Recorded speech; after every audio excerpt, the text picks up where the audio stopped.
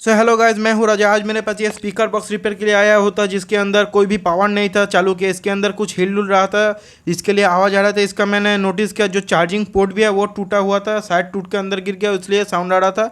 और इसकी वजह से बैटरी भी डेड हो गया, शायद चार्ज नहीं हुआ फुली, इसलिए बैटरी डेड हो गया। यहाँ पे इसके अंदर एक जाली था और एक कपड़ा भी दिया हुआ था। दो स्पीकर थे एकदम मोटे मोटे बेस वाले।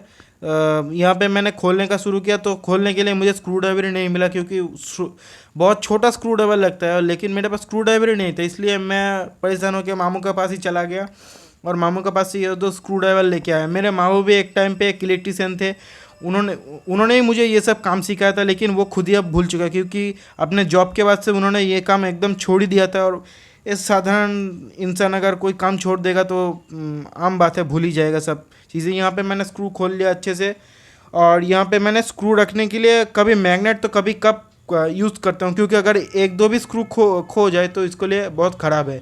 क्योंकि ये स्पीकर है और इसके अंदर अगर स्क्रू खो जाए तो टाइट नहीं होगा, इसकी वजह से एयर भी घुस जाएगा और इसका बेस के ऊपर इफ़ेक्ट पड़ सकता है। इसलिए सेफ के साथ काम करता हूँ मैं।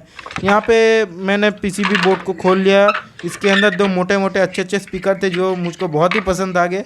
ये क्वालिटी बहुत ही अच्छा था। और एक लिथियम बैटरी भी था जो 2000 mAh का था, 3.7 वोल्ट मदरबोर्ड था। यहाँ के मदरबोर्ड का जो चार्जिंग पोर्ट था, मैं इसमें पिक्चर, यहाँ पे चार्जिंग पोर्ट टूटा हुआ है, मैं पिक्चर में दिखा रहा हूँ। यहाँ पे चार्जिंग पोर्ट जो है वो कनेक्शन के साथ उखड़ चुका है, जिसकी वजह से मैं सोल्डरिंग भी नहीं कर सकता, क्योंकि सोल्डरिंग प्लास्टिक के ऊपर नहीं, किसी कनेक्शन के ऊपर ही होता है।